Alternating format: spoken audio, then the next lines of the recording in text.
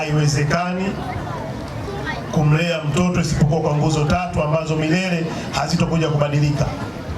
Nguzo hizo ni mzazi, mlezi, ambaye mlezi tunajumuisha jamii nzima, lakini kwa kipekee mwalimu.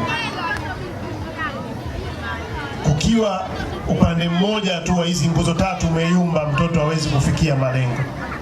Lazima wote tuamke kwa jukumu moja, twende mbele kama kitu kimoja, tujue tunamsaidiaje mtoto wetu.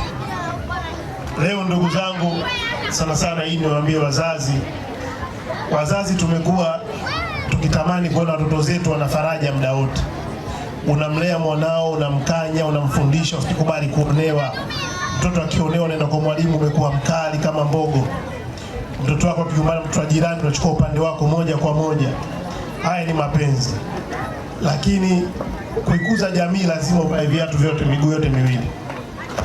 Wakati unamwambia mwanao au unamwombea dua asionewe, mfundishe pia kutowaonea wenzie na kuwatetea wanyonge.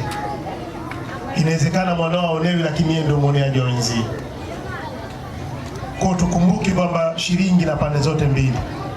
Umlee mwanao sio tu kwamba muonyeshe wewe unampenda, mfundishe yeye kuwapenda wenzie. Mfundishe yeye kuthamini wakubwa wengine. Sisi kadhani kizazi changu mimi kushuka nyuma huko, tunajua unalelewa na kijiji kizima. Unachapwa na mama wa jirani na mama yako akasiriki. Hatusemi wa mama jirani watuchapia watoto zetu, la.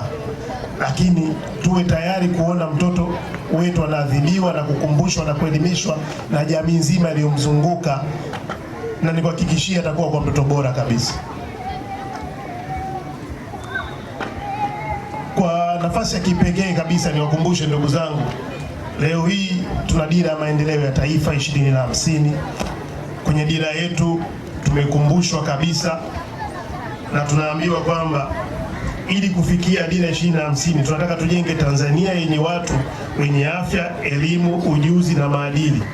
Lakini hatuwezi kufika lengo hilo bila kuhakikisha kuwa kila mtoto anaishi katika mazingira salama, analindwa dhidi ya ukatili na unyanyasaji, anapata elimu bora, huduma za afya na fursa za kukuza vipaji vyao.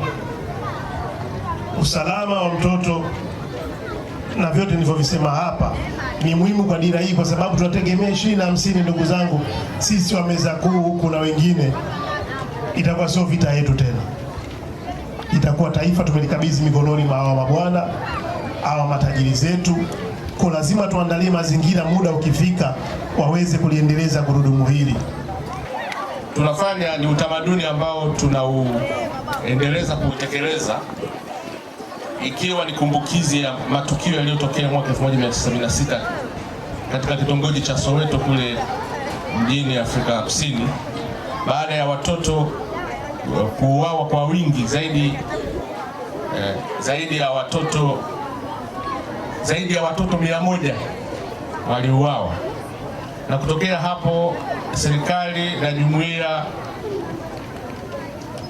za kikanda za Afrika zikapitisha maazimio ya kwamba tutakuwa tunakumbuka watoto hawa waliopoteza maisha yao. Sasa hawa walipoteza, tunawakumbuka, lakini wakati huu tunapata fursa ya kuangalia tena mienendo yetu, mipango yetu, na namna gani tunaweza tukaongeza bidii na jitihada katika kuwafaa watoto wetu wa Kiafrika.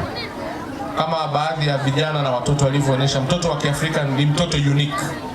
Ni tofauti na mtoto wa kizungu, ni tofauti na mtoto wa Kiasia, kwa sababu Afrika ni taifa, Afrika ni identity inayojitegemea, na tunalelewa katika misingi ambayo iko tofauti, na misingi yetu imekuwa ikisisitiza zaidi juu ya nidhamu, jitihada, heshima pamoja na kujituma.